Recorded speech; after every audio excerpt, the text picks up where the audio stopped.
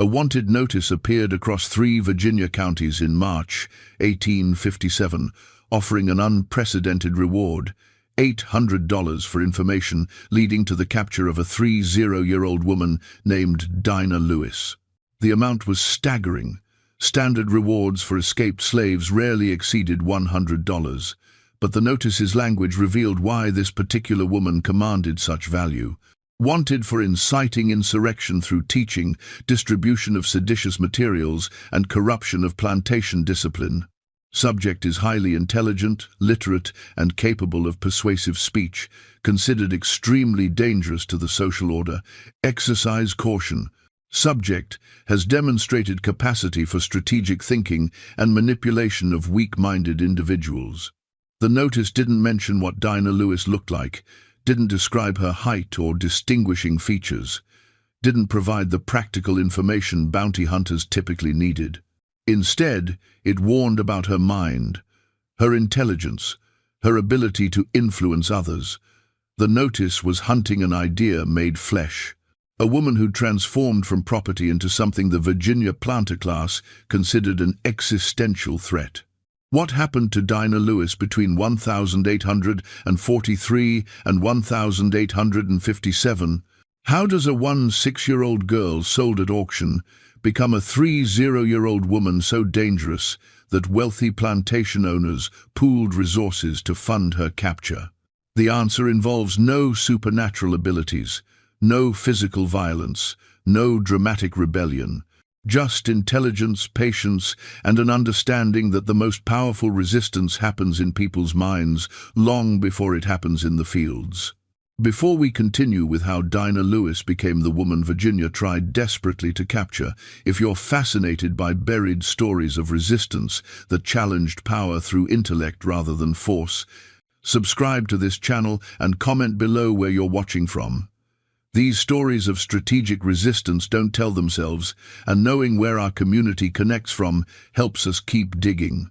Dinah was born in 1827 on a small tobacco farm in Louisa County, Virginia.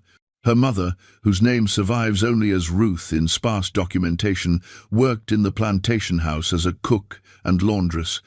Her father she never knew. The farm, owned by a widow named Catherine Mercer, sustained just 23 enslaved people and produced modest tobacco crops that barely kept the operation solvent. Dinah's early childhood was unremarkable by the brutal standards of the time. She worked in the house alongside her mother from age 6, learning, cooking, cleaning, and the invisible service that plantation mistresses required. But something set Dinah apart from the other children, something that would eventually reshape her entire trajectory. She was curious in ways that made adults uncomfortable. Catherine Mercer's grandson, writing in his diary decades later in an entry discovered by historians in 1923, remembered Dinah from his childhood visits to his grandmother's farm. There was a Negro girl about my age who worked in the house. I must have been 7 or 8, making her the same. What I remember most vividly was how she watched everything. Not in a servile or attentive way, but with an analytical quality that seemed inappropriate for her station. When my grandmother gave instructions, the other servants simply obeyed. But this girl, Dinah, would watch the instruction being given, then watch the task being performed, as if she was studying the relationship between command and compliance, rather than just following orders. It unsettled me even as a child, though I couldn't have articulated why at the time. What Catherine Mercer's grandson had observed was Dinah's natural inclination toward systems thinking. She didn't just see individual tasks or orders. She saw patterns, relationships, the mechanics of how power functioned. This capacity, unrecognized and undeveloped, lay dormant through Dinah's childhood like seeds, waiting for the right conditions to germinate. Those conditions arrived in 1842 when Dinah was 15. Catherine Mercer died unexpectedly, and the farm passed to her son Thomas, who lived in Richmond and had no interest in managing a struggling tobacco operation. Thomas Mercer made the economically rational decision to liquidate the property. The land would be sold, the enslaved people would be auctioned. Everything would be converted to capital that could be invested in more profitable ventures.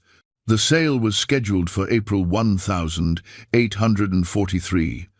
Dinah, now 16, would be sold alongside her mother and the 21 other people who'd lived and worked on the Mercer farm their entire lives. The night before the auction, Ruth pulled Dinah aside in their cabin and told her something that Dinah would remember for the rest of her life. "Tomorrow they're gonna separate us," Ruth said quietly. "I know it. You young, strong, smart. You gonna bring good money. Me, I'm 38 and my hands starting to ache. Different buyers gonna want us for different work, so I need to tell you something now while I still can." She gripped Dinah's hands. "You got a mind that works different than most people. I seen it since you was small. The way you notice things, understand things, figure out how things work. That's a gift, baby. But it's a dangerous gift for someone in our situation. Smart slaves make white folks nervous. They see intelligence in us as a threat because it is a threat. It threatens every lie they tell themselves about why this system is natural and right." Ruth paused, choosing her next words carefully. "So here's what I need you to understand. You're gonna have to hide that mind of yours. Bury it deep. Act simple when you need to. Don't let them see you thinking. Don't let them know you understand more than you're supposed to. Because if they see what you really are, they'll either try to break it out of you or they'll sell you somewhere so hard and isolated that your mind don't matter anymore. You survive by making them think you're less than you are. You hear me?" Dinah heard her, and she remembered. The April 1843 auction was held at the Louisa County Courthouse, a standard venue for such transactions. 23 people were sold that day, their lives reorganized according to market logic that treated human beings as agricultural equipment. Ruth was purchased by a farmer from neighboring Hanover County for $450, a modest sum reflecting her age and the wear on her body from years of labor. Dinah never saw her mother again. Dinah herself stood on the auction block at approximately 2 p.m., according to the auctioneer's records preserved in county archives. The auctioneer's description, read aloud to prospective buyers, survives in his ledger: female, age 16 years, healthy constitution. Experience in house service including cooking, cleaning, laundry, and personal attendance. No history of resistance or difficulty. Literate to basic degree. Can read simple texts and write basic words. Well-mannered and obedient. That mention of literacy was unusual. Most auctioneers wouldn't advertise enslaved people's ability to read, as literacy was illegal for slaves in Virginia and many other states.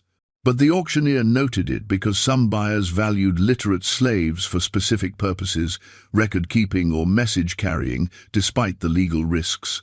And Dinah's literacy, acquired through covert observation of Catherine Mercer's grandchildren being tutored, would prove to be the foundation of everything she became. The bidding was competitive. Dinah was young, healthy, trained in house service, and modestly educated. The final bid came from a man named Edward Whitmore, a plantation owner from Albemarle County, who paid $920 for Dinah, an exceptional sum for a 16-year-old female slave. Whitmore wasn't buying labor capacity alone, he was buying potential. He had specific plans for Dinah that would inadvertently give her exactly what she needed to become dangerous. Whitmore Plantation sprawled across 2,800 acres of Virginia Piedmont, 40 miles southwest of the Mercer farm where Dinah had spent her entire life. The estate sustained 187 enslaved people, produced wheat and corn, and operated with the kind of systematic efficiency that larger plantations required. Edward Whitmore, 52 years old in 1843, ran his plantation with meticulous attention to record-keeping, inventory management, and documentation. He needed someone literate to help manage the plantation's extensive paperwork, someone smart enough to learn complex organizational systems, but controllable enough to be trusted with access to sensitive information. He believed he'd found that person in Dinah Lewis. Dinah arrived at Whitmore Plantation in late April 1843 and was immediately assigned to work in the plantation office, a small building adjacent to the main house, where Edward Whitmore managed his business operations. Her duties involved copying records, organizing documents, maintaining inventory lists, and assisting with correspondence. The work required literacy, numeracy, and organizational thinking. Skills that most enslaved people weren't permitted to develop, skills that Dinah absorbed like dry earth absorbing rain. For the first year, Dinah performed her duties exactly as expected. She was quiet, deferential, efficient. She followed instructions precisely. She caused no problems. She appeared to be exactly what Edward Whitmore had paid, $920, to acquire a useful tool for managing information. But Dinah was doing something else, something that Whitmore didn't recognize because he'd never imagined an enslaved person capable of it. She was studying the plantation's entire operational structure through its documentation.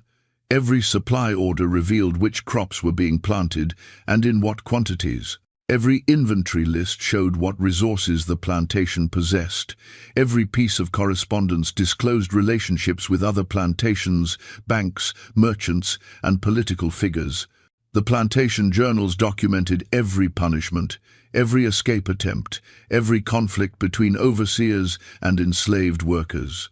Dinah spent 10 to 12 hours a day surrounded by information that revealed exactly how the plantation functioned, how profit was generated, how control was maintained, how the system's various components interconnected.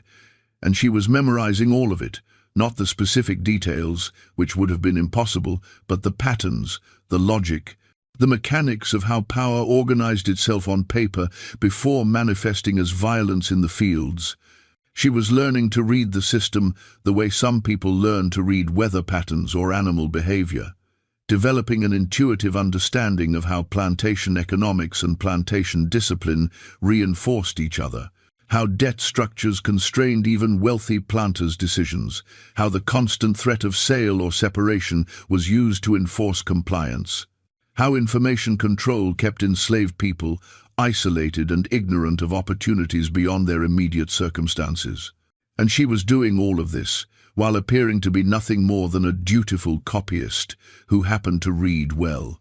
Sarah Whitmore, Edward's wife, wrote in her diary in November 1844, an entry preserved in the Whitmore family papers at the University of Virginia. The girl Dinah, who works in Edward's office, is remarkably efficient. Edward speaks highly of her ability to organize his paperwork and maintain his records. I confess I find her somewhat unsettling, though I cannot articulate precisely why. She is always respectful, always appropriate in her behavior. Yet there is something in her eyes when she thinks no one is watching, an alertness, an attention, as if she is not merely performing tasks, but studying the entire household. I mentioned this observation to Edward, but he dismissed it as feminine fancy. Sarah Whitmore's instinct was correct, but by the time anyone else recognized it, Dinah would be 4 years into her transformation from property into something much more dangerous. The turning point came in 1845, when Dinah was 18. A letter arrived at Whitmore Plantation from a Richmond merchant requesting payment for agricultural supplies delivered 3 months earlier. Edward Whitmore was traveling on business, so the letter sat on his desk awaiting his return. Dinah, organizing correspondence during Whitmore's absence, read the letter. Then she did something extraordinary. She reviewed the plantation's financial records, which she maintained access to through her office work, and discovered that the supplies in question had already been paid for in cash. The Richmond merchant was attempting to collect twice for the same delivery. When Whitmore returned, Dinah mentioned the discrepancy. Not directly or assertively, but in the deferential tone expected of her. "Master Whitmore, sir, I noticed this letter from the Richmond merchant. I believe you might want to check the August payment records before responding." Whitmore reviewed the records, discovered the double billing attempt, and wrote an angry letter to the merchant, threatening legal action. The merchant withdrew his claim immediately, caught in outright fraud. Whitmore had saved $340, a significant sum, because Dinah had noticed something. This incident changed Whitmore's perception of Dinah. She wasn't just a competent copyist. She understood the records well enough to spot financial irregularities. She could be trusted with more complex tasks, more responsibility, more access to information. Over the next 2 years, Dinah's duties expanded. She began preparing draft correspondence for Whitmore's review. She started tracking complex financial obligations across multiple creditors. She helped organize the plantation's legal documents relating to property deeds, insurance policies, and commercial contracts. She became, in effect, Whitmore's personal secretary, an enslaved woman managing sensitive information that most plantation owners wouldn't trust to their own white clerks. And through this access, Dinah was building something invisible but powerful, a comprehensive understanding of how Virginia's plantation economy actually functioned. Not the mythology taught in parlors and churches about natural hierarchies and benevolent paternalism, the reality documented in ledgers and contracts. How planters juggled crushing debts to banks and factors, how they squeezed enslaved people to generate cash flow to service those debts, how the entire system was far more fragile economically than anyone publicly admitted. Dinah was also learning something else. She was discovering, through the correspondence she read and copied, that the enslaved people on Whitmore Plantation weren't isolated. Other plantations existed within traveling distance.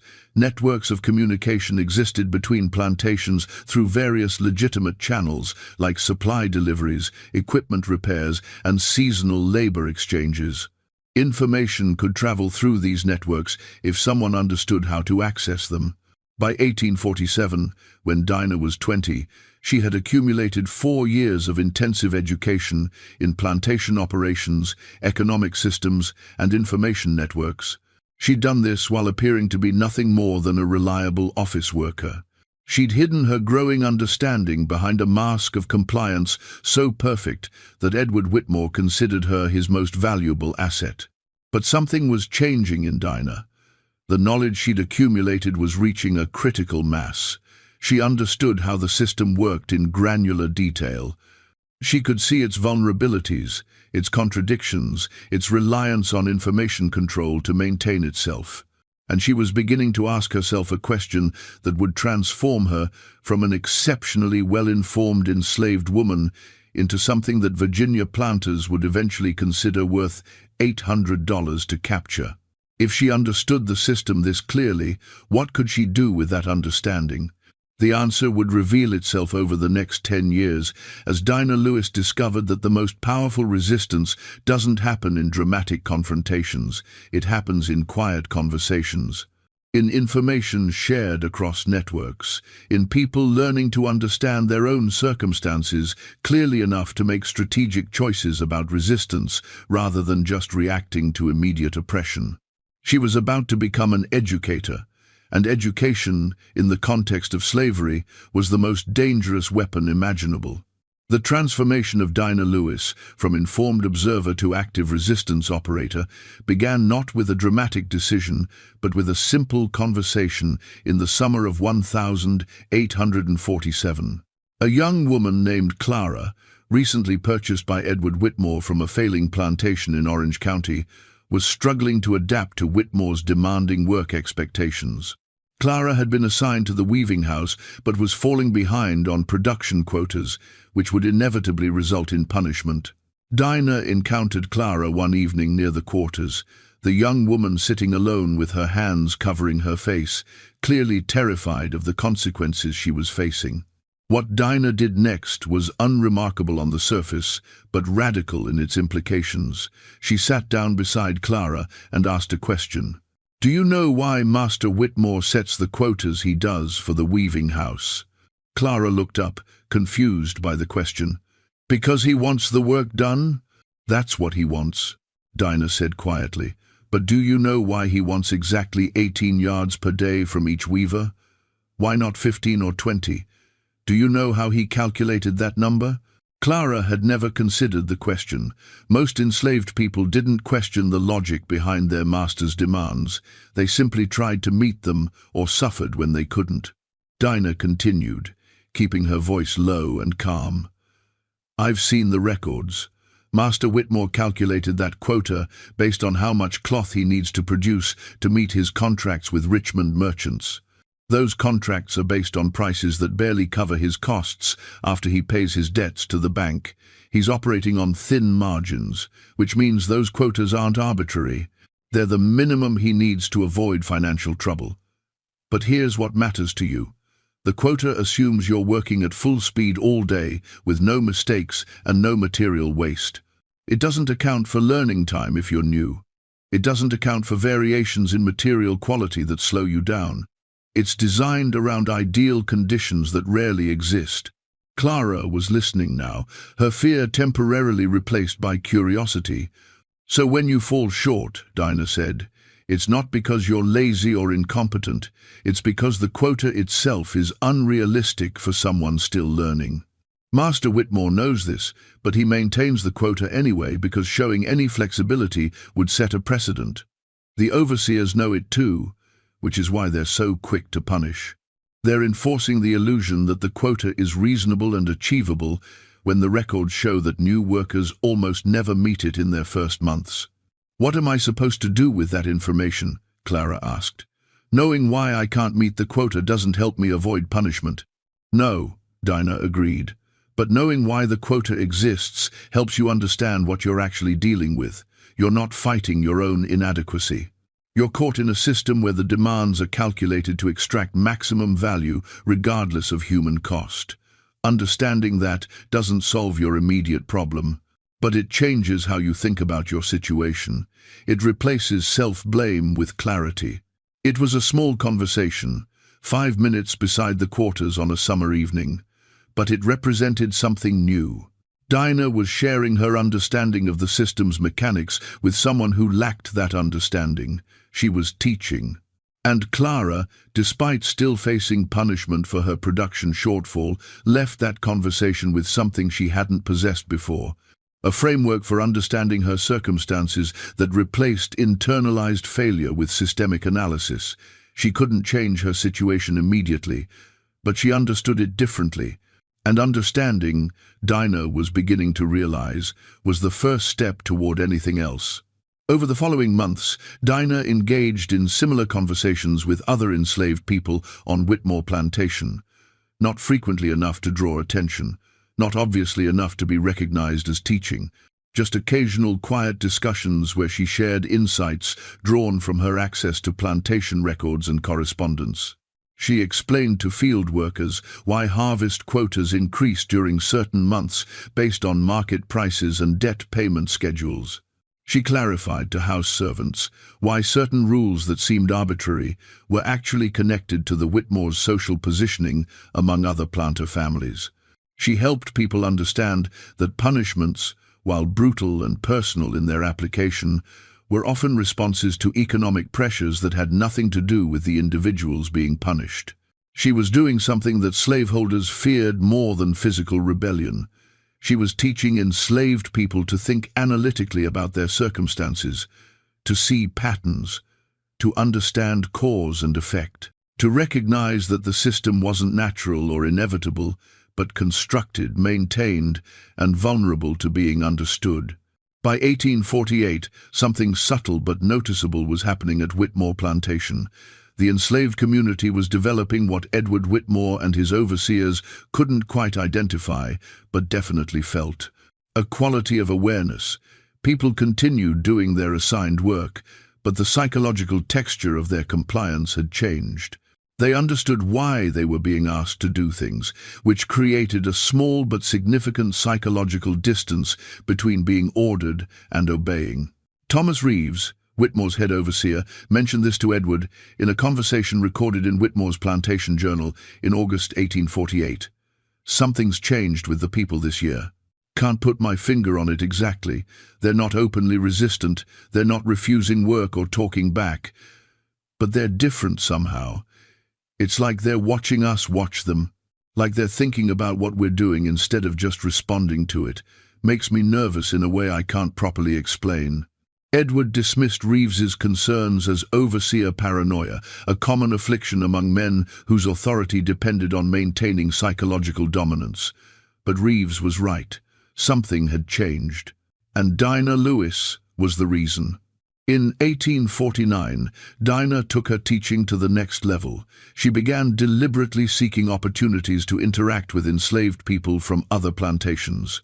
Whitmore Plantation, like most large operations, regularly borrowed labor from neighbors for harvest seasons and lent out workers for specialized tasks like equipment repair or construction. These exchanges created brief windows where Dinah could share information beyond Whitmore's property. She would engage workers visiting from other plantations in casual conversation, then casually mention something useful. At Whitmore's, we figured out that if you stagger your work pace during the day based on when the overseers make their rounds, you can actually work less overall while appearing to work consistently. The overseers only check production at specific times. Outside those windows, you can slow down without consequence. Or, I've seen Master Whitmore's ledgers. He's $14,000 in debt to Richmond banks. That debt affects every decision he makes about pushing production. He's not driving you hard because he's naturally cruel. He's desperate. Understanding his desperation helps you predict when he's likely to increase demands versus when he might be flexible. These small pieces of information, shared in 3-minute conversations that looked like idle talk, traveled back to other plantations. And they carried something more valuable than the specific content. They carried a method, a way of thinking about plantations as systems that could be analyzed, understood, and potentially manipulated. By 1850, Dinah's reputation had spread through the invisible networks that connected Virginia's enslaved communities.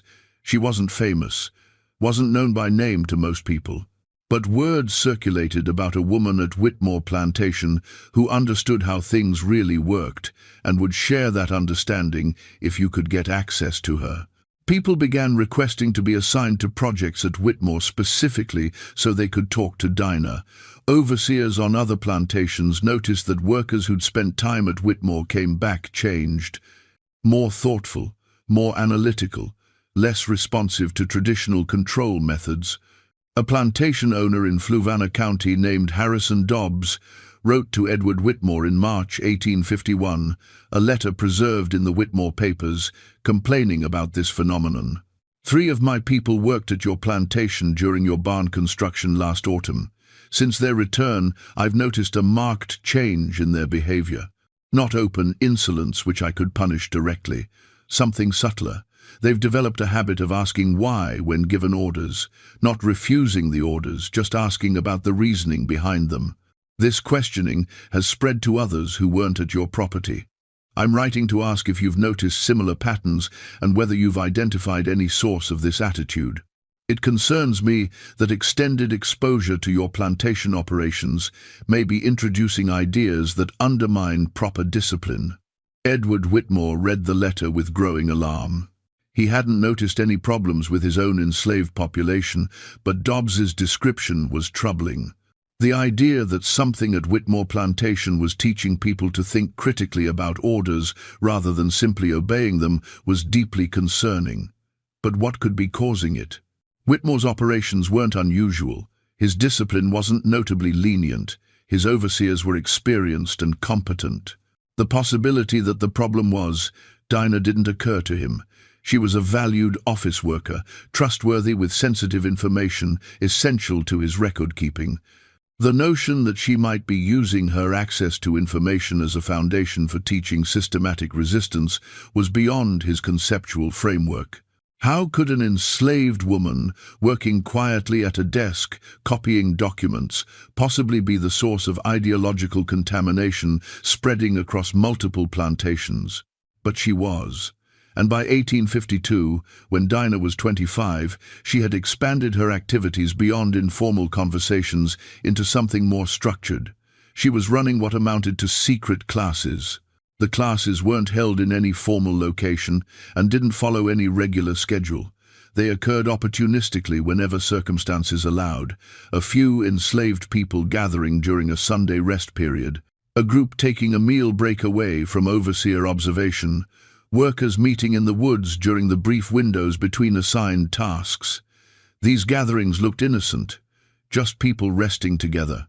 But Dinah was using them to transmit information with increasing sophistication. She taught basic literacy to those who wanted to learn, using charcoal on bark or scratched letters in dirt that could be quickly erased. She explained how to read simple documents like travel passes or property deeds so people could understand the legal structures constraining them. She shared information about geography, helping people understand the relationships between Virginia counties, nearby free states, and potential escape routes. But more importantly, she taught analytical thinking. She helped people understand plantation economics, the relationship between cotton prices and treatment, the impact of abolitionist pressure on Southern planners' behavior, the legal frameworks surrounding slavery, and how they were enforced. She was creating what modern educators would call critical consciousness, the ability to analyze systems of power rather than just experience them. A man named Isaac, who attended several of Dinah's informal teaching sessions in 1852, later testified about them in a deposition given to Union authorities during the Civil War.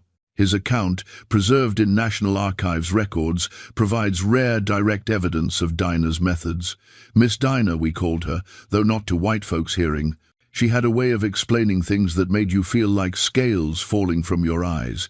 She'd tell us about how Master needed cotton prices to stay high to pay his debts, how if prices dropped, he'd push us harder or sell some of us to raise cash. How his treatment of us wasn't about moral judgments of our work, but about economic pressures he was under. Understanding that changed something in how we thought about everything. We stopped seeing punishment as personal and started seeing it as systematic. That knowledge didn't free us, but it freed our minds to understand what we were actually dealing with. Isaac's testimony also revealed something else about Dinah's teaching.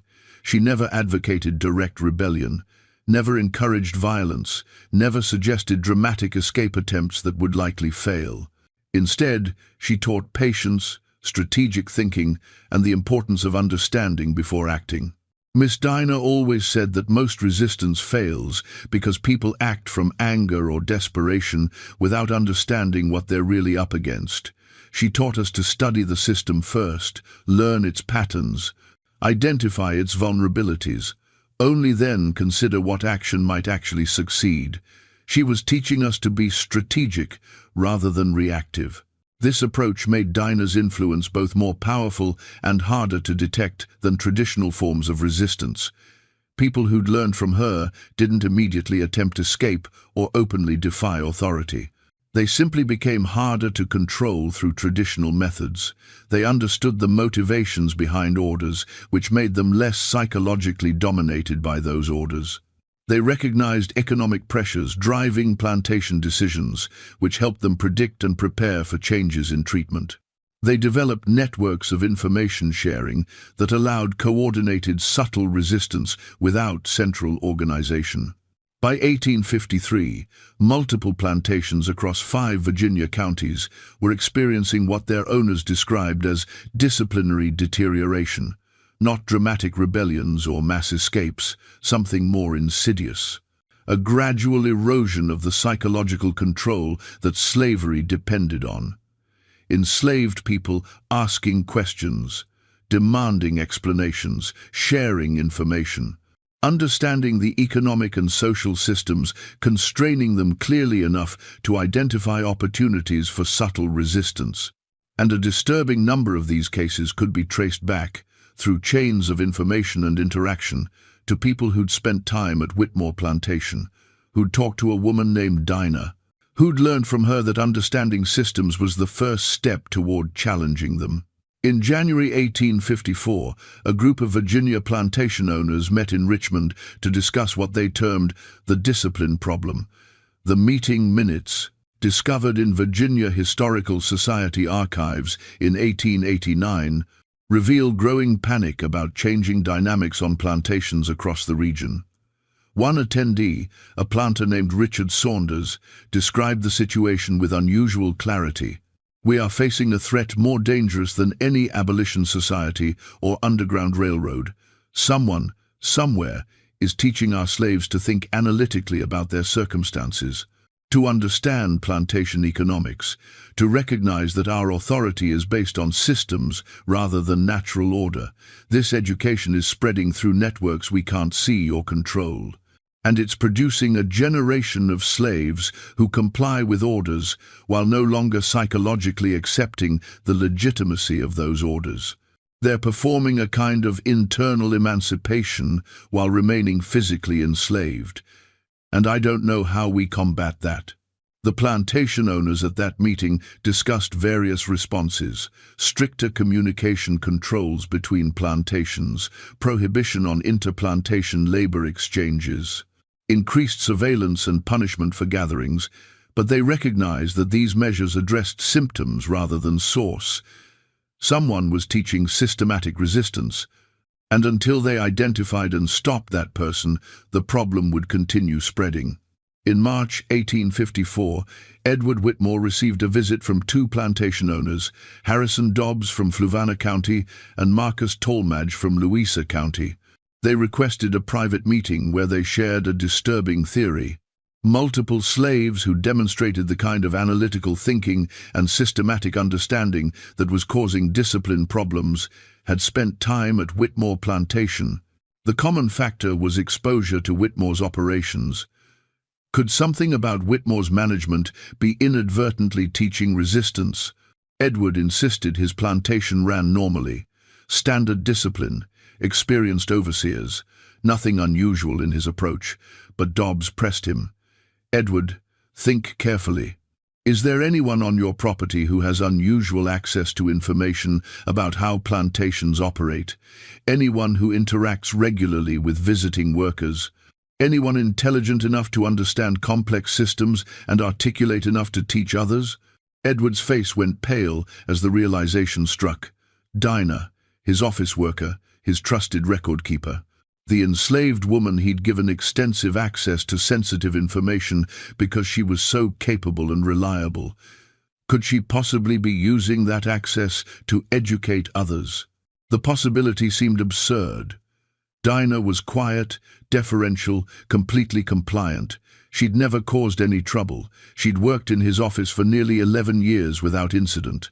But the more Edward thought about it, the more certain details became unsettling.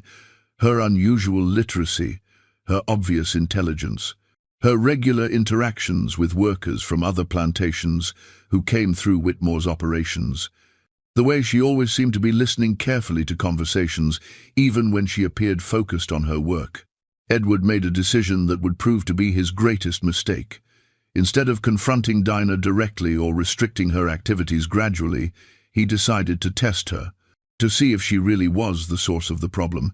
He began deliberately leaving documents around the office that contained false information, fake correspondence about plantation economics, incorrect data about crop prices and debt obligations, information designed to be useful to someone trying to teach others about how plantations operated, but wrong enough that anyone repeating it would reveal themselves as the source.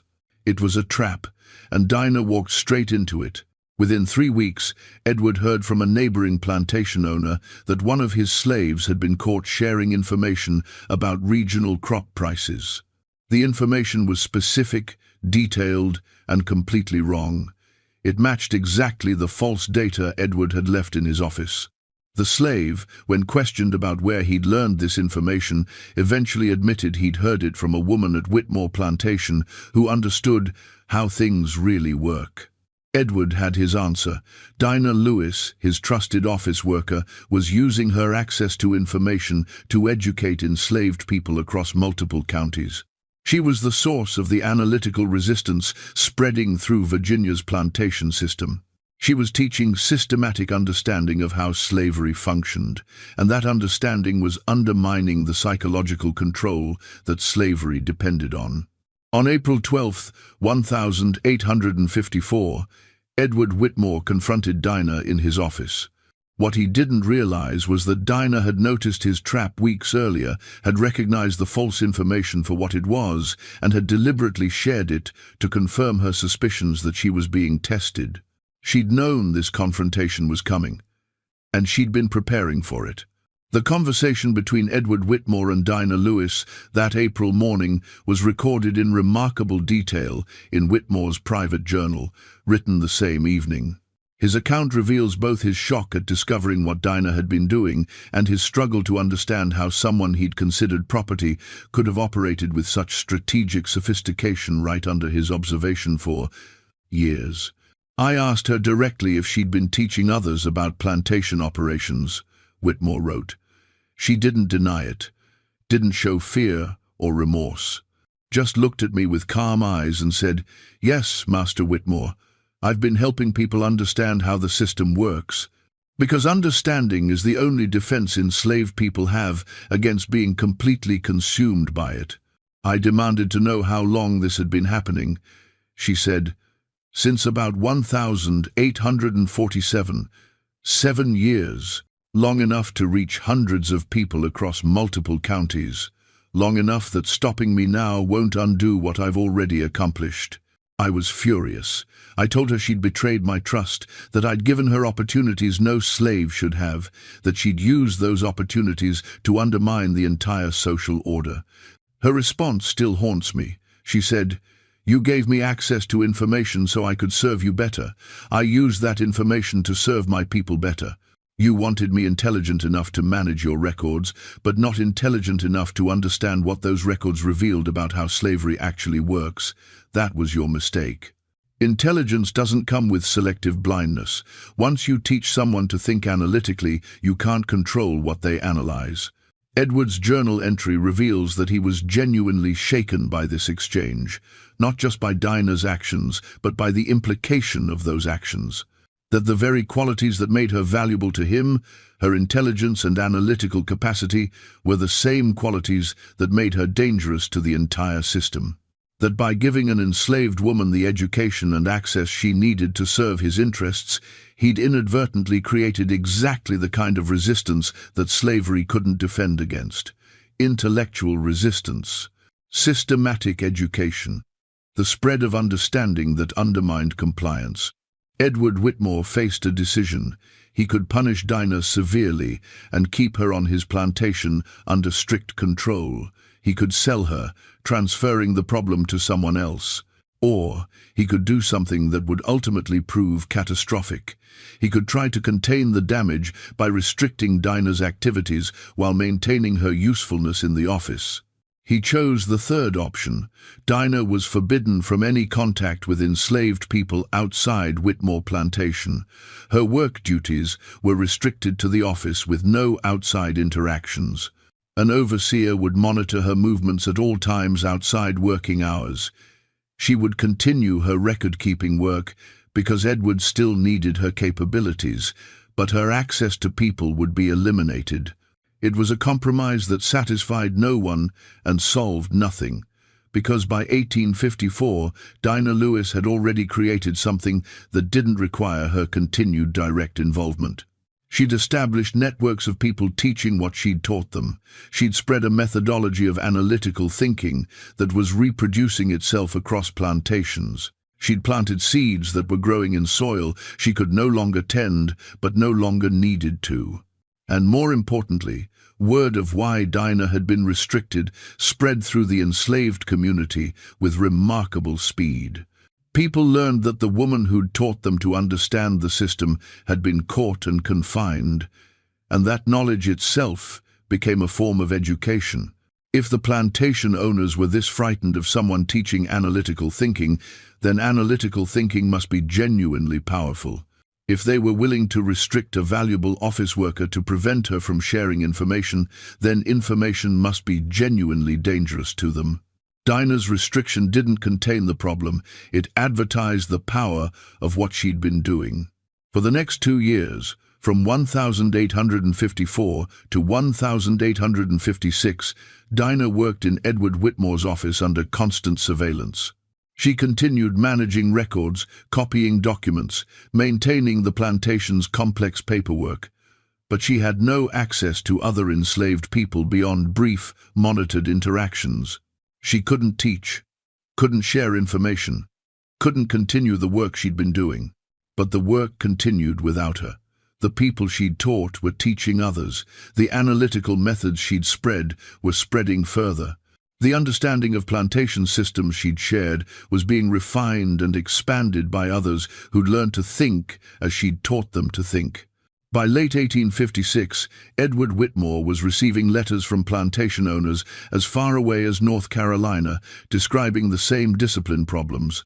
Enslaved people demonstrating systematic understanding of plantation economics. Workers sharing information about legal structures and escape routes.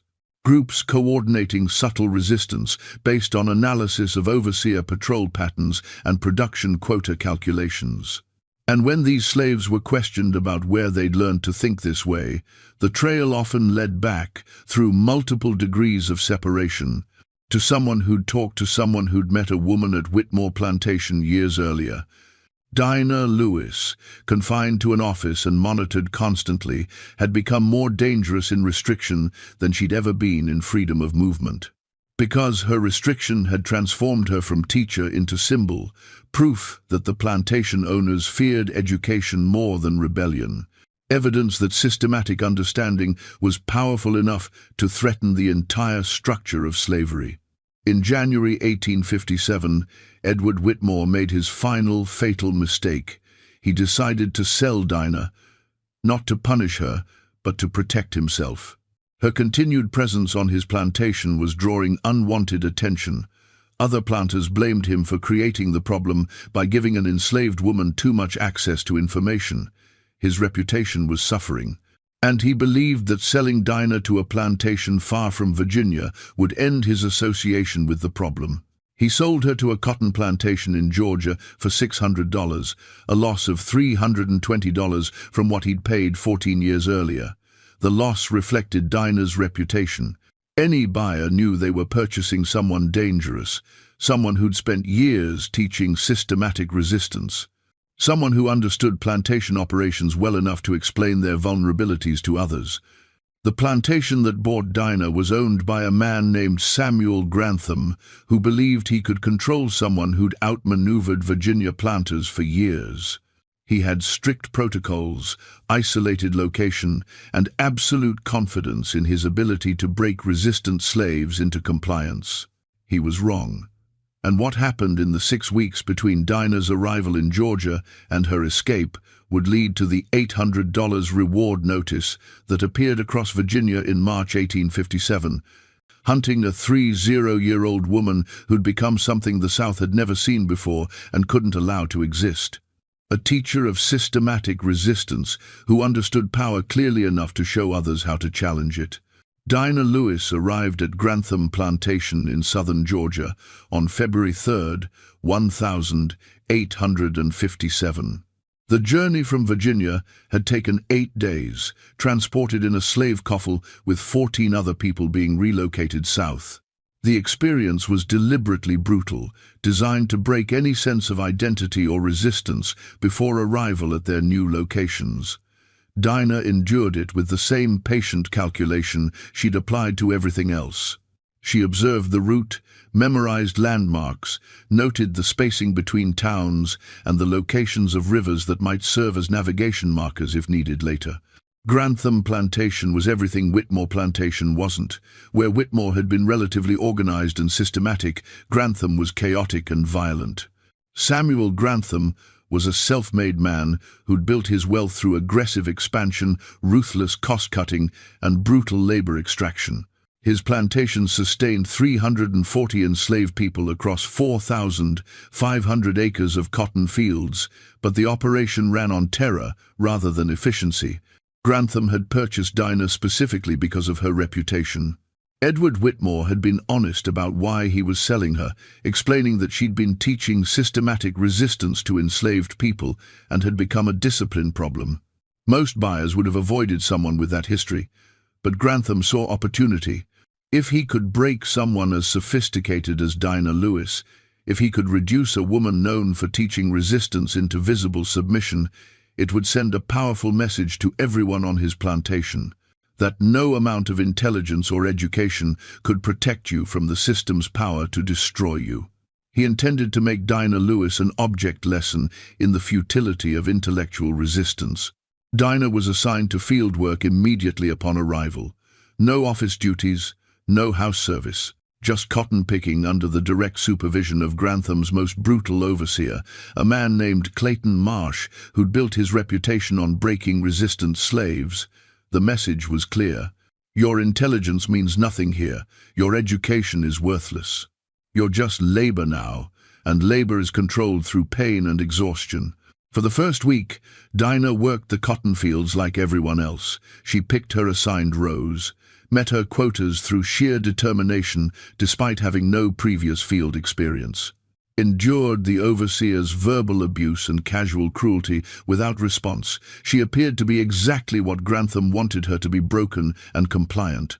But Dinah was doing what she'd always done: observing, analyzing, understanding. Within 7 days, she'd mapped out Grantham Plantation's entire social structure. She'd identified which overseers were cruel by nature versus cruel by necessity. She'd noticed the patterns in how punishments were administered and which infractions drew attention versus which were overlooked. She'd recognized that Grantham's plantation operated on chaos and fear rather than systematic control, which meant it had different vulnerabilities than Whitmore's more organized operation. And she'd begun talking to the other enslaved people in her work crew, not obviously teaching, not drawing attention. Just quiet conversations during the brief moments when Clayton Marsh's attention was elsewhere, asking questions about how things worked on this plantation, how long people had been here, what they knew about the surrounding area, who had attempted escape, and how those attempts had failed. She was gathering information, building understanding, preparing for whatever opportunity might present itself. On February 12th, 9 days after Dinah's arrival, something happened that changed everything. A young man named Benjamin, who worked in the same cotton field as Dinah, collapsed from heat exhaustion. It was unseasonably warm for February, and Benjamin had been sick with fever for days but forced to work anyway. His collapse wasn't unusual. People regularly worked until their bodies gave out. What was unusual was Clayton Marsh's response. Marsh interpreted Benjamin's collapse as malingering, an attempt to avoid work. He ordered Benjamin to stand up and continue working. When Benjamin couldn't, Marsh began beating him with a leather strap while he lay on the ground. The beating was severe enough that other workers stopped picking cotton to watch, their faces showing horror and helplessness. Dinah walked over to where Marsh was beating Benjamin. Several workers later testified to what happened next, their accounts remarkably consistent despite being recorded at different times. Dinah placed herself between Marsh and Benjamin's body. She didn't touch Marsh, didn't threaten him, just stood there, creating a physical barrier. "Move," Marsh said, his whip still raised. "He's unconscious," Dinah said calmly. "Beating him won't make him work, it'll just kill him. And Master Grantham doesn't profit from dead workers." It was the first time Dinah had spoken directly to an overseer since arriving at Grantham Plantation. Her voice was level, reasonable, completely devoid of challenge or submission. She was stating facts, and the facts were undeniable. Benjamin was unconscious. Further beating served no purpose. Grantham had paid money for Benjamin and would lose that investment if he died. Marsh stared at Dinah, recognizing something in her demeanor that unsettled him. This wasn't normal resistance. Normal resistance was emotional, reactive, powered by fear or anger. This was analytical, strategic, the response of someone who'd calculated exactly how far she could push without crossing into punishable defiance. "Get back to your row," Marsh finally said. "Now." Dinah returned to her work. Benjamin was carried to the sick house, where he eventually recovered, and the 40 people who'd witnessed the exchange understood something they hadn't fully grasped before. That even in a system as brutal as Grantham's, there were small spaces where intelligent resistance could function, moments where stating uncomfortable facts calmly could stop violence without triggering punishment. Ways to protect others without openly challenging authority. It was a lesson, and people were learning. Over the next 2 weeks, Dinah found increasing opportunities to teach, despite the restrictions on her movement and the surveillance she was under. Cotton field work, ironically, provided more teaching opportunities than office work had. She worked alongside dozens of people daily. Conversations could happen during work, disguised as the idle talk that overseers expected.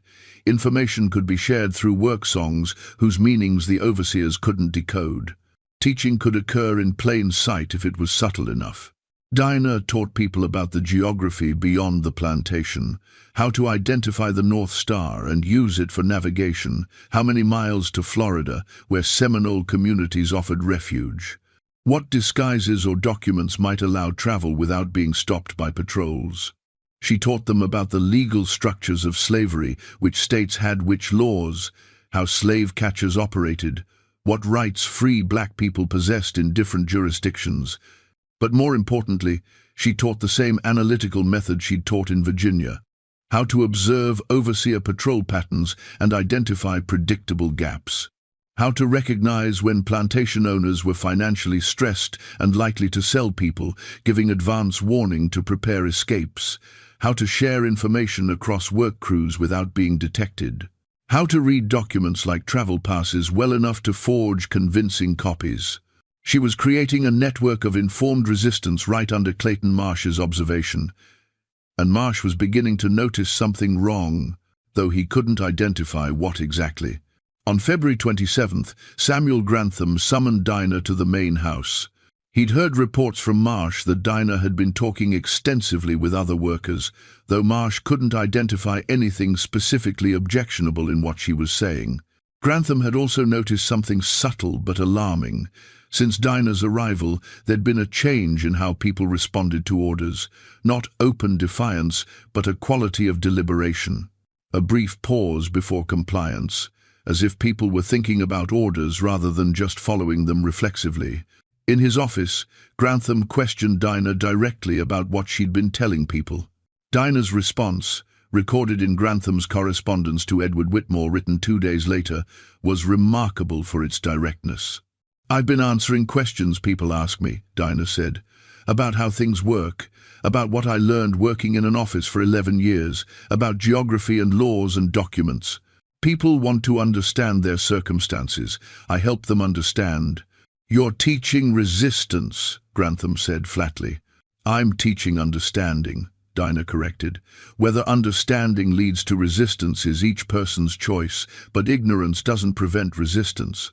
It just makes resistance desperate and poorly planned and likely to fail. I teach people to think before they act, to understand what they're actually facing before they decide whether to challenge it." Grantham was furious, but also strangely fascinated. He'd purchased this woman, expecting to break her through fieldwork and brutality. Instead, she'd adapted to fieldwork and turned it into a teaching platform. He'd isolated her from the kind of information access she'd had in Virginia.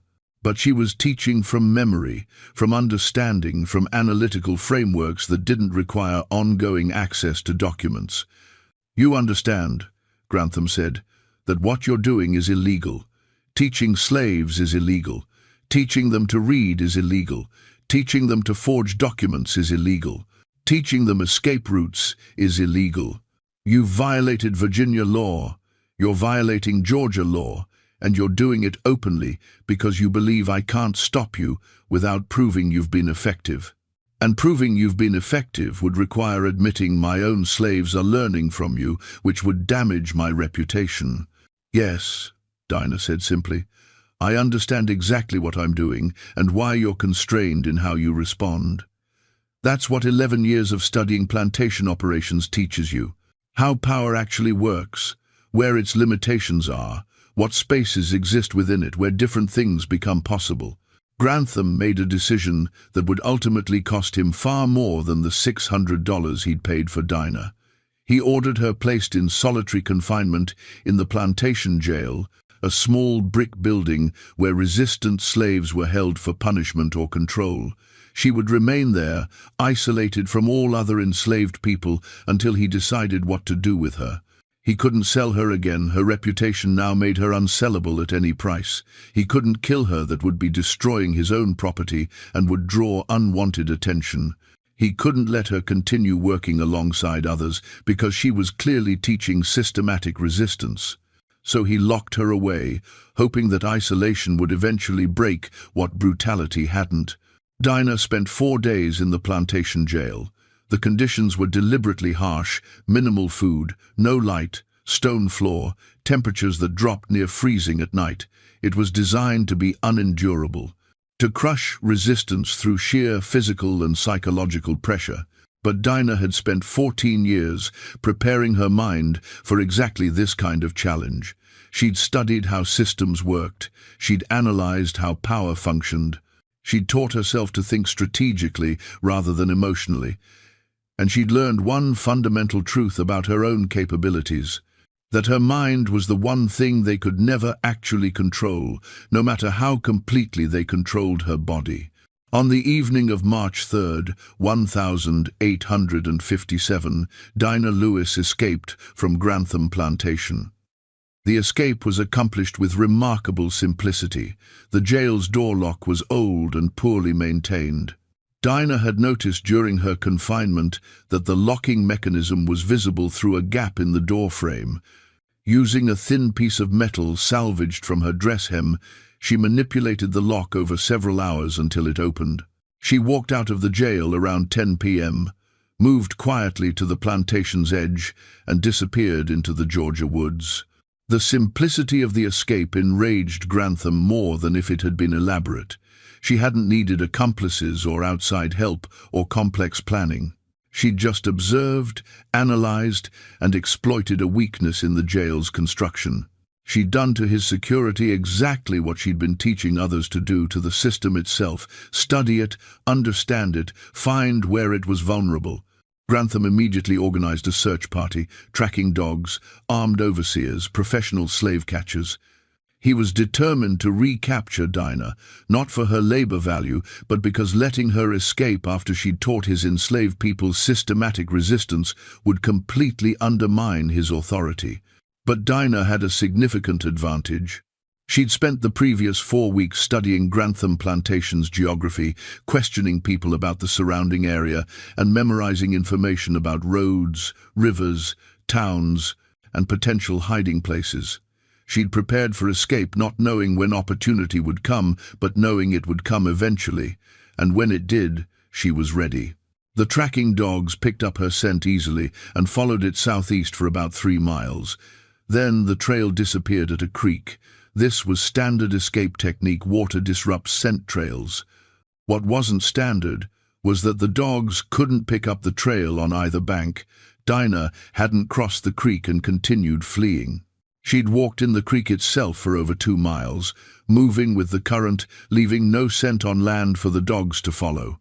By the time the searchers realized what she'd done, Dinah had a 12-hour head start, and she'd planned her route with the same analytical precision she applied to everything else. She wasn't running in panic. She was traveling strategically, using information she'd gathered, moving towards specific destinations she'd identified as offering potential refuge. Samuel Grantham's frustration reached catastrophic levels. He'd paid $600 for this woman specifically to break her and prove that intelligence couldn't protect enslaved people from the system's power. Instead, she'd taught his people systematic resistance for 4 weeks, then escaped from his jail using the same analytical methods she'd been teaching. He'd been completely outmaneuvered by someone he'd believed he could control through brutality. On March 8th, 1857, 5 days after Dinah's escape, Grantham did something unprecedented. He wrote to multiple plantation owners across Virginia, Georgia, and the Carolinas, explaining what had happened and warning them about Dinah Lewis. He described her intelligence, her teaching methods, her influence, and her escape. He urged them to share information about any sightings or captures, and he contributed $300 toward a reward fund for her capture. Other plantation owners, many of whom had been dealing with the discipline problems that traced back to Dinah's teaching, added their own contributions. Edward Whitmore, desperate to distance himself from responsibility for creating this problem, added $200. Harrison Dobbs from Virginia added $150. Marcus Talmadge added $100. A plantation owner from North Carolina who'd never met Dinah, but whose enslaved people had been influenced by her teaching methods, added $50. By March 15th, the reward for Dinah Lewis's capture had reached $800. And the wanted notice circulated across multiple states described her not as a typical runaway slave, but as something far more dangerous. An educator of resistance, a teacher of systematic analysis, a woman who could make enslaved people understand their circumstances clearly enough to resist intelligently rather than desperately. The notice's language revealed the planters' fear. They weren't afraid of Dinah's physical strength or capacity for violence. They were afraid of her mind, her ability to teach others to think analytically, her capacity to spread understanding that undermined the psychological foundations of slavery itself.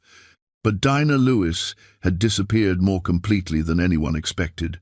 The professional slave catchers who'd successfully tracked and captured hundreds of escaped slaves over the years couldn't find any trace of her. She hadn't taken any obvious escape routes toward free states, hadn't been spotted at any of the known underground railroad stations, hadn't appeared in any of the places where fugitive slaves typically tried to obtain help. She'd simply vanished, and her vanishing was more terrifying to Southern plantation owners than her presence had been.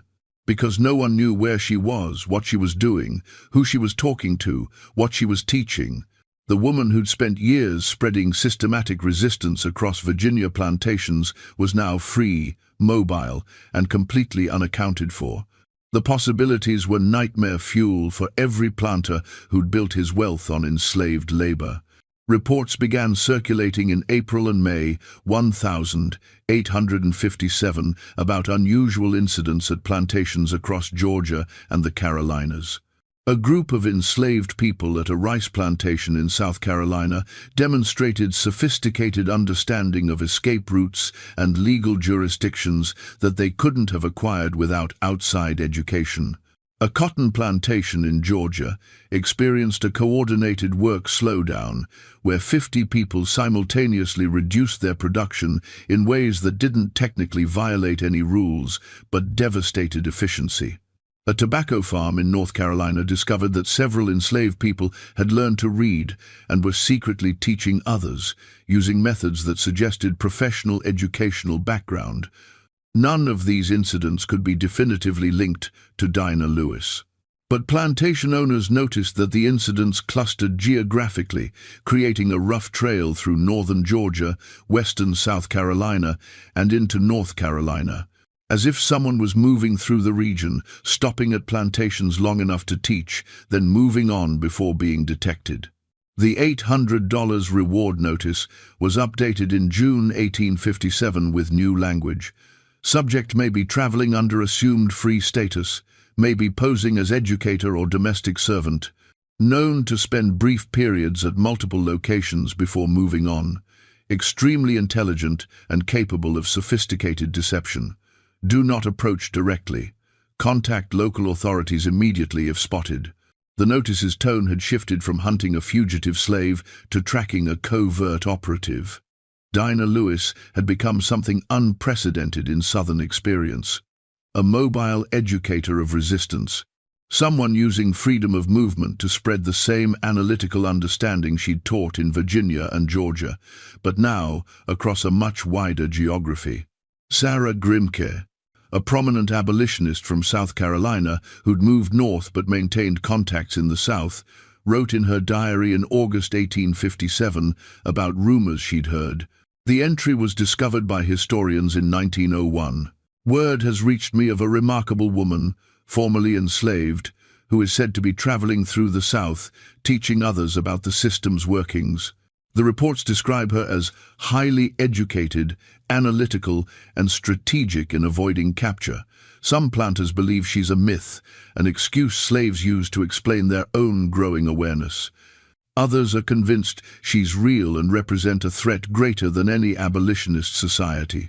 If even half of what I hear is true, this woman is accomplishing more through education than we've accomplished through propaganda.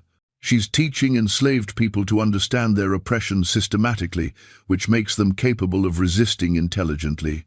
Whether Dinah Lewis was actually traveling through the South teaching resistance, or whether she'd simply inspired others to continue the work she'd started, the effect was the same. Plantation discipline continued, deteriorating across multiple states. Enslaved people demonstrated increasing sophistication in their resistance, and the psychological control that slavery depended on was eroding faster than brutality could restore it. By the fall of 1857, some Southern intellectuals were beginning to articulate what Dinah Lewis's existence revealed. A professor at the College of William and Mary named Edmund Ruffin wrote an essay, later published in a Richmond journal, that acknowledged the threat. We have built our society on the premise that the enslaved population lacks the intellectual capacity for systematic resistance.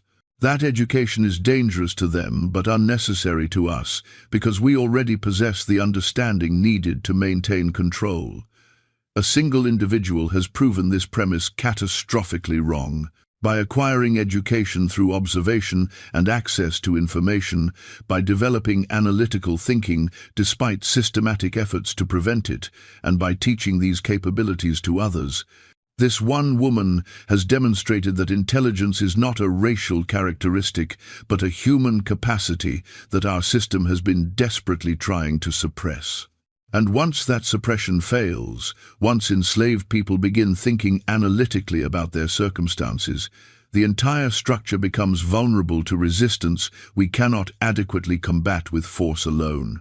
Ruffin's essay was controversial, condemned by some as defeatist and praised by others as honest analysis, but it reflected a growing recognition among thoughtful Southerners that something fundamental had shifted. That the old assumptions about controlling enslaved people through ignorance and brutality were no longer reliable, that someone had demonstrated the power of education as resistance, and that demonstration couldn't be undone. Throughout late 1857 and into 1858, reported sightings of Dinah Lewis came from increasingly distant locations: Tennessee, Kentucky, Alabama. Each report followed a similar pattern: enslaved people at a plantation demonstrating unusual knowledge, brief mentions of a woman who'd visited and taught them things, descriptions matching Dinah's appearance and known capabilities. But the reports were impossible to verify. By the time authorities investigated, the woman was always gone. The people who'd supposedly met her claimed ignorance or provided descriptions that didn't quite match. It was as if Dinah Lewis had learned to move through the South like smoke, visible enough to know she was there but impossible to grasp. The $800 reward remained active through 1858, 1859, and into 1860. It was never claimed. Dinah Lewis was never captured, never confirmed dead, never located despite extensive searches and substantial financial incentive for her discovery. She'd accomplished what seemed impossible: complete disappearance while remaining actively present through her influence. And that influence continued spreading. The analytical methods she'd taught, the systematic understanding she'd shared, the frameworks for thinking about resistance strategically rather than reactively. These tools didn't require Dinah's continued presence. They reproduced themselves through the people she'd educated, who educated others, who educated still others, creating cascading networks of informed resistance that Southern plantation owners couldn't contain.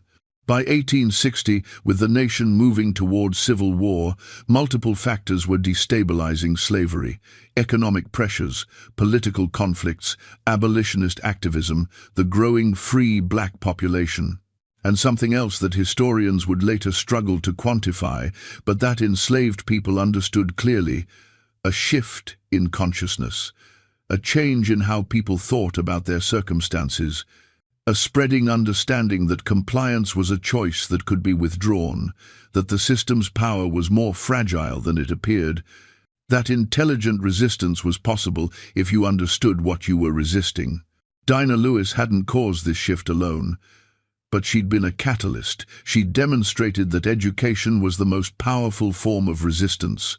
That understanding systems was the first step toward changing them. That one person with knowledge and the courage to share it could influence hundreds of others across vast distances and extended time. The $800 reward hunting Dinah Lewis had been about capturing a single woman.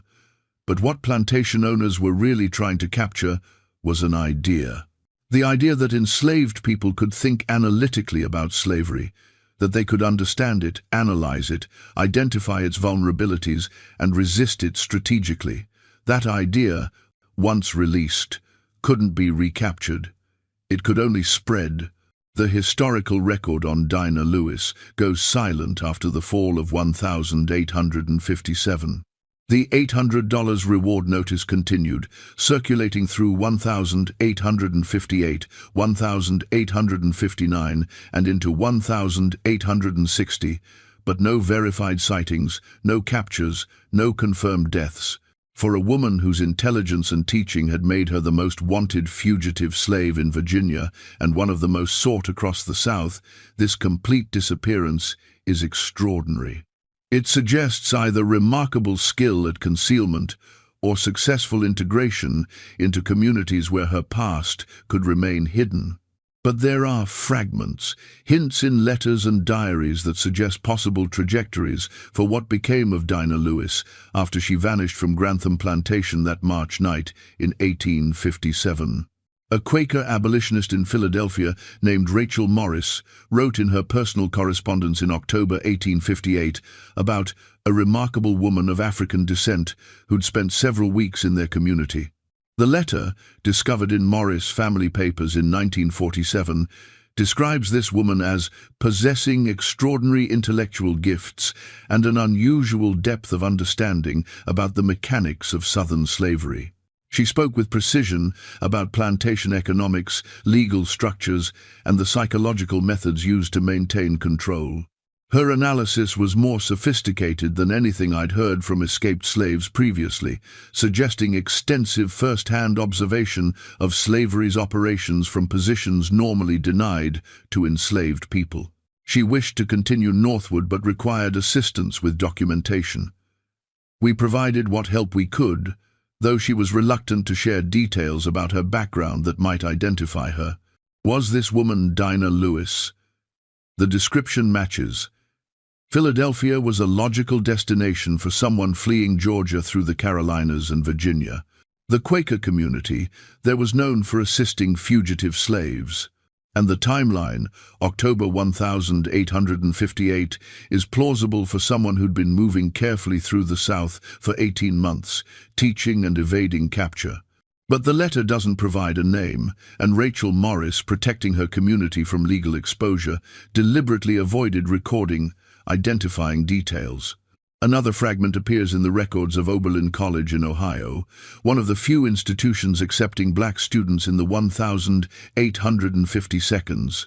A woman identified only as D.L. enrolled in classes in the spring semester of 1859, paying tuition through domestic service work. The college's admission records, sparse for this period, note that D.L. demonstrated exceptional literacy and analytical capacity, uncommon even among educated whites, suggesting previous access to substantial learning opportunities. The records also note that D.L. left Oberlin in December 1859 to pursue teaching opportunities in Canada, a common destination for fugitive slaves seeking permanent safety from the Fugitive Slave Act. Again, no definitive proof this was Dinah Lewis, but the initials match, the timeline is consistent, and the description of exceptional analytical capacity acquired through previous learning opportunities fits perfectly with someone who'd spent 11 years in a plantation office studying systematic documentation of slavery's operations. A third fragment comes from Canada itself. A black settlement near Chatham, Ontario, established by escaped slaves in the 1852nd, maintained a small school for children and adults. The settlement's records, preserved by the Ontario Historical Society, mention a teacher who worked there from 1860 to 1863, identified as Dinah Lewis, a name close enough to Dinah Lewis to potentially be an assumed identity. The records describe Diana Lewis as an educator of exceptional skill who taught not merely literacy but analytical thinking. Her methods emphasized understanding systems and structures rather than rote learning. Students reported that Miss Lewis taught them to question how things worked rather than simply accepting them. The description of teaching methodology is strikingly similar to Dinah's documented approach, teaching people to understand systems, emphasizing analysis over memorization, focusing on frameworks for thinking rather than just facts. If this Diana Lewis was Dinah, then she'd successfully escaped to Canada, established a new identity, and continued the teaching work that had made her dangerous in the South, just in a context where education was legal rather than subversive. But we cannot prove definitively that any of these fragments describe Dinah Lewis. The woman in Philadelphia, the student at Oberlin, the teacher in Canada. They might all be Dinah under different names and circumstances, or they might be different people whose stories happen to echo hers. The historical record is too incomplete, deliberately obscured by people protecting fugitive slaves from legal consequences, to provide certainty. What we can say with certainty is this: Dinah Lewis was never captured, the $800 reward was never claimed, no documented evidence exists of her death or recapture. For someone whom Southern plantation owners considered an existential threat, someone they hunted with unprecedented resources and determination, this absence of conclusive fate is itself remarkable. It suggests success, either in escaping completely or in dying free rather than being returned to slavery. But while Dinah Lewis's personal fate remains uncertain, the impact of what she created is absolutely clear. The methods she developed for teaching systematic resistance, the analytical frameworks she shared, the understanding she spread about how slavery actually functioned, these tools outlived her direct involvement and continued reshaping how enslaved people thought about their circumstances. Multiple historians studying the period immediately before the Civil War have noted something they struggle to fully explain: a measurable increase in sophisticated resistance strategies among enslaved people in the late 1852s. Not just more escapes, but better planned escapes with higher success rates.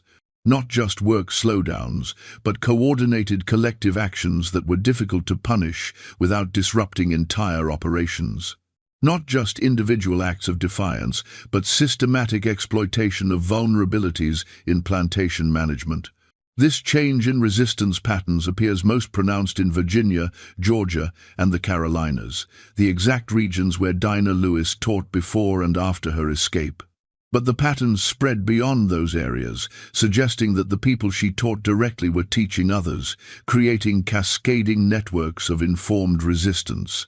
A plantation owner in Mississippi named Charles Davenport wrote in his diary in April 1860, an entry later published by historians, about the changing nature of the challenge he faced. "It's not that my people are more rebellious than they were 5 years ago. It's that they're more intelligent about their rebellion. They've learned to coordinate without being caught coordinating. They've learned to disrupt operations in ways that appear accidental rather than deliberate. They've learned to share information through channels I can't identify or control." It's as if someone taught them to think strategically about resistance rather than just reacting emotionally to oppression. And I don't know how to combat that, because I can't punish people for thinking differently, even if that thinking leads to actions I can't tolerate. Davenport had identified exactly what Dinah Lewis had created: a change in how people thought, a shift from reactive resistance to strategic resistance, an understanding that thinking was itself a form of power that couldn't be stripped away through brutality. The Civil War, when it came in 1861, was fought over many issues, but enslaved people's role in that war reflected exactly the kind of strategic thinking that Dinah's teaching had cultivated. They didn't wait passively for liberation. They actively contributed to Union victory through carefully calculated actions, escaping to Union lines at moments that would most disrupt Confederate operations. sharing intelligence about Confederate movements and supply lines, coordinating work slowdowns on plantations that produced war materials, sabotaging infrastructure in ways that appeared accidental but were actually deliberate. These actions required exactly what Dinah had taught: understanding of how systems worked, analysis of where they were vulnerable, strategic timing of resistance to maximize impact while minimizing personal risk, the capacity to think several steps ahead rather than just reacting to immediate circumstances. Frederick Douglass, speaking in 1863 about black contributions to the Union war effort, said something that perfectly captured what Dinah Lewis had been teaching 2 decades before the war began. The enslaved people of the South are not merely victims awaiting rescue. They are strategic actors who understand their circumstances with remarkable clarity and who choose their actions based on careful calculation of consequences and opportunities. They have learned, through means we often don't fully understand, to think analytically about their oppression. And that analytical thinking is as powerful a weapon as any rifle in bringing about slavery's destruction. After the war, during Reconstruction, when formerly enslaved people began documenting their experiences, multiple accounts reference the importance of education and understanding in enabling resistance. A woman named Martha Jenkins, interviewed in 1882 about her experience escaping from a Virginia plantation in 1859, said something that suggests direct or indirect influence from Dinah's teaching. "I didn't just run. I planned. I studied the patrol routes. I figured out which documents I'd need and how to get them. I calculated the best time of year based on when the overseers were most distracted. I learned all this from other people who'd learned it from someone who understood how the whole system worked. By the time I ran, I knew exactly what I was doing and why it would work." That knowledge made all the difference between escaping successfully and just getting caught and punished. The question of whether Martha Jenkins's knowledge ultimately traced back to Dinah Lewis specifically, or to the broader spread of analytical thinking that Dinah had helped catalyze, is impossible to answer. But the methodology she described, systematic study, strategic planning, understanding the system before attempting to challenge it, was exactly what Dinah had taught. In the decades after emancipation, as black communities built schools and institutions throughout the South, the emphasis on education took on almost religious significance. Former slaves understood with visceral clarity what Dinah Lewis had demonstrated intellectually: that education was power, that understanding systems was the first step toward changing them, that ignorance was a tool of oppression and knowledge was a weapon of liberation. Booker T. Washington, speaking at Tuskegee Institute in 1895, articulated this connection explicitly. "Our people understand, perhaps better than any other group in human history, the transformative power of education, because we experience directly what it means to be denied education. To have knowledge criminalized, to have understanding treated as a threat to social order, and we experience the opposite as well. How even basic literacy, even elementary understanding of how the world works, creates possibilities that ignorance can never access. Every school we build, every child we teach to read, every person we help to understand the systems that constrain them, these are acts of resistance against the legacy of a system that required our ignorance to function." Washington's emphasis on education as resistance echoed what Dinah Lewis had demonstrated half a century earlier. That teaching was the most powerful form of rebellion. That spreading understanding was more dangerous to oppressive systems than any physical violence. That one person with knowledge and the courage to share it could influence countless others across vast distances and extended time. The story of Dinah Lewis reminds us that resistance takes forms we often don't recognize as resistance. Not dramatic confrontations or violent rebellions. Quiet teaching in stolen moments, information shared in whispered conversations, understanding spread through networks that leave no documentary trail. These acts might seem small compared to famous slave revolts or daring escapes, but they accumulate. They compound. They plant seeds that grow in directions no one can predict or control. What Dinah Lewis did between 1847 and 1857 didn't end slavery, didn't spark the Civil War, didn't directly liberate anyone. She just taught people to think differently about their circumstances, to understand rather than just endure, to analyze rather than just react, to recognize that the system's power was more fragile than it appeared, and that knowledge of that fragility was itself a form of power. But those small acts of teaching created ripples that spread farther than anyone could measure. Every person she taught directly taught others. Every analytical framework she shared was refined and extended by people who used it to make sense of their own circumstances. Every moment of understanding she created generated possibilities for strategic action that wouldn't have existed in ignorance. The plantation owners who contributed to that $800 reward understood this, even if they couldn't articulate it clearly. They weren't really hunting one woman. They were trying to contain an idea.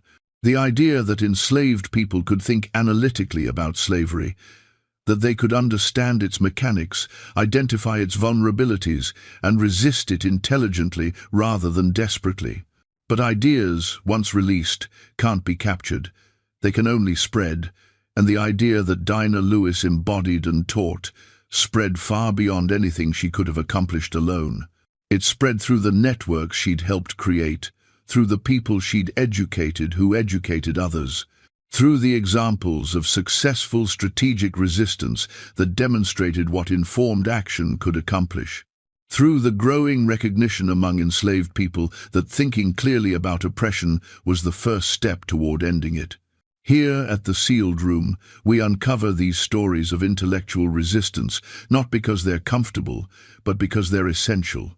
They show us that power structures depend on ignorance as much as force, that education is always revolutionary in contexts where the powerful require the powerless to remain uninformed, that one person teaching others to think can be more dangerous to oppression than 100 people fighting with weapons. What happened to Dinah Lewis after 1857? We'll likely never know for certain. The fragments suggest she survived, escaped, possibly lived free in Canada or the northern United States.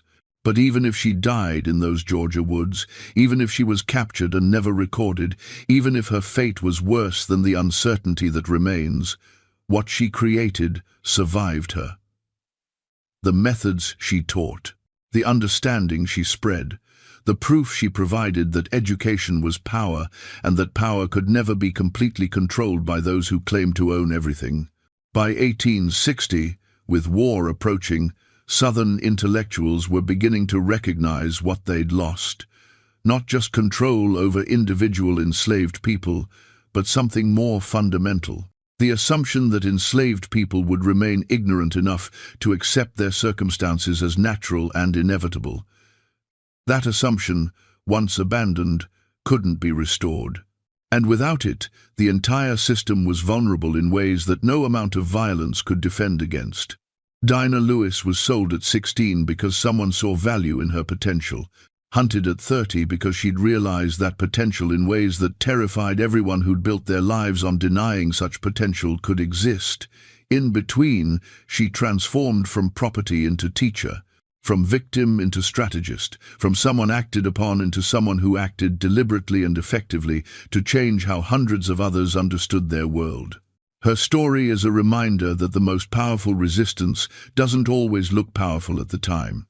That teaching one person who teaches two people who each teach two more creates exponential change that no authority can fully suppress.